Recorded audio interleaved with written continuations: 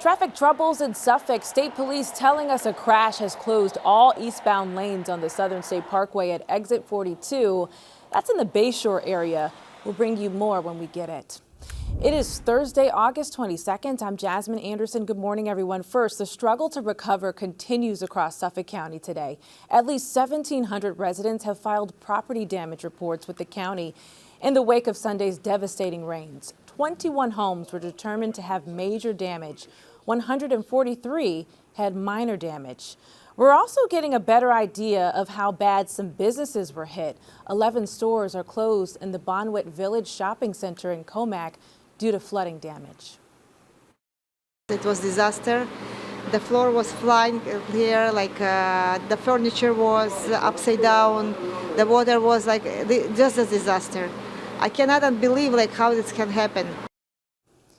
Read more about the storm aftermath on Newsday.com. Click Get More below the Newsday TV video box.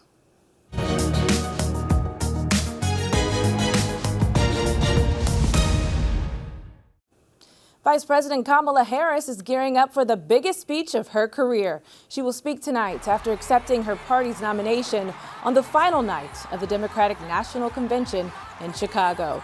The headliners last night were Vice Presidential nominee Tim Walz and former President Bill Clinton.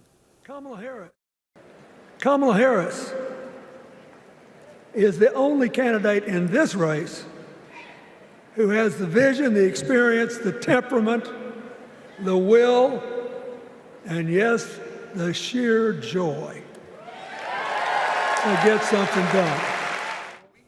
Our Sherry Einhorn was on the floor in the Windy City as Walz made his case.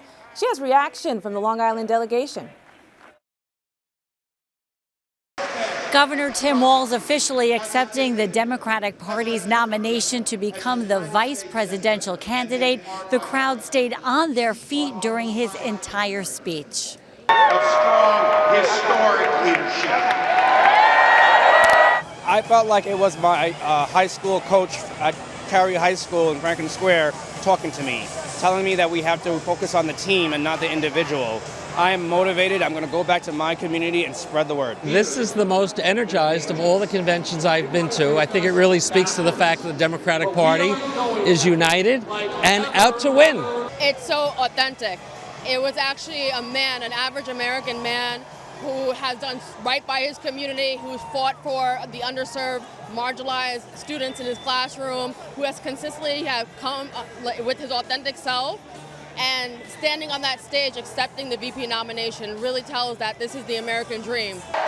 On the convention floor in Chicago, I'm Sherry Einhorn for Newsday TV. Sherry, thank you. Read more from our team in Chicago on Newsday.com. Click Get More below the Newsday TV video box. Donald Trump spoke behind bulletproof glass at his first outdoor rally since his assassination attempt. He attacked Kamala Harris while speaking in North Carolina yesterday. If Comrade Kamala wins this November, World War III is virtually guaranteed to happen. Everything she... Close allies to Donald Trump are urging independent presidential candidate Robert F. Kennedy Jr. to endorse the Republican nominee. There's word RFK could withdraw from the race as soon as tomorrow. Brookhaven is taking action after a spike in traffic deaths. The town looking to implement Vision Zero initiatives to slow down drivers, add bike lanes, and upgrade traffic signals. There were 51 deadly crashes in Brookhaven last year. PSEG Long Island wants a racial discrimination complaint tossed. The utility says an internal investigation found a now fired supervisor used a racial slur in a discussion with a black employee.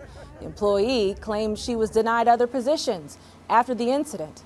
PSEG is claiming the complaint has no merit and was made too long after the action took place.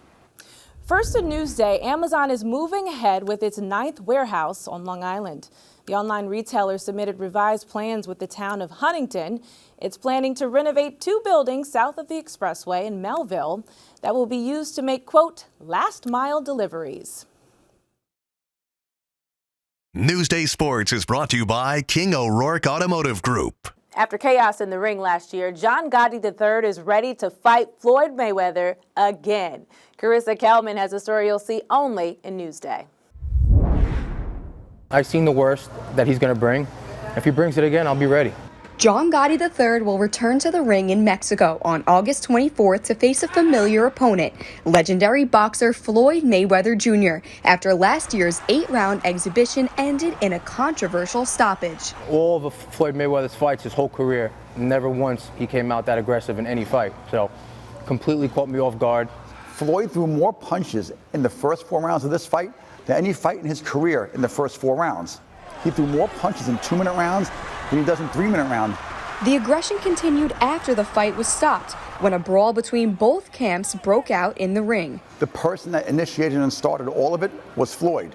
If you watch the fight, Floyd was trash talking right away. John only began to talk back to him.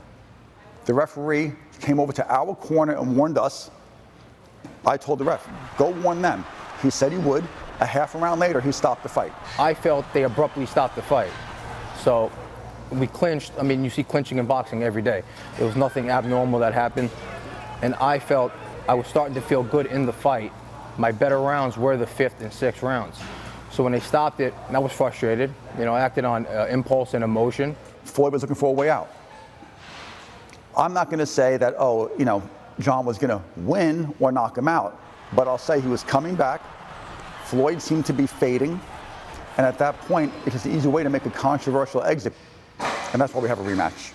Mayweather has had just 2 rematches in his entire career, and now Gotti will be the 3rd overall and 2nd to face him again in an exhibition. The thing is now is I got to fight him, so I got to see exactly what I'm dealing with. I want to show what I'm really capable of and how ferocious I am in the ring, and I think we'll show it this time. He's not coming in there because it's a great opportunity. Now it's personal. I'm ready for a fight this time. I'm not going to box, I'm going to fight. From Syosset, Carissa Kelman, Newsday TV. Read more exclusive sports stories on Newsday.com. Click Get More below the Newsday TV video box.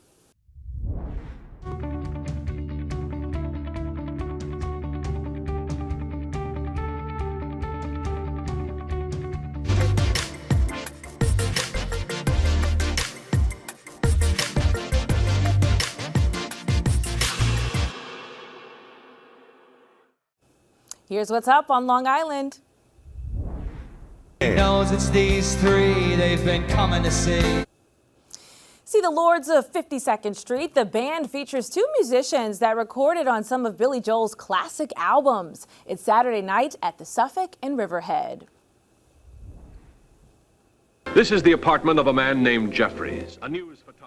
It's the 7th anniversary of the Hitchcock classic Rear Window. You can see a screening of the hit starring James Stewart and Grace Kelly on the big screen. It's playing at several theaters across the island, including Sunday in Westbury, Farmingdale, Holtzville, and Deer Park.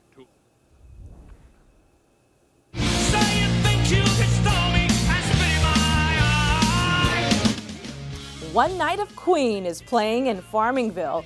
See Gary Mullen and the Works perform their world-renowned live concert at the Catholic Charities Amphitheater at Bald Hill on Saturday. For admission info and more events, click Get More below the Newsday TV video box on our homepage. One more fall-like day before the summer temperatures return, so enjoy it. Maybe get some pumpkin spice. I don't know. I know that's a bit controversial, but comfortable and crisp today. Here's a look at Palmquag Beach in Hampton Bays. Sunny skies this morning. A few clouds could roll in later this afternoon. Checking out your day planner, a mix of sun and clouds today. Highs in the 70s. Tomorrow we warm up again, highs in the 80s. And here's a look at your 7-day forecast. The warming trend continues this weekend, but rain returns next week. We'll keep you updated.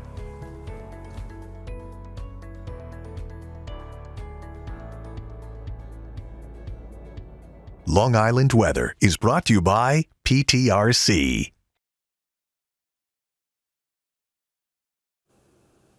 I'm Jasmine Anderson. Thank you so much for watching.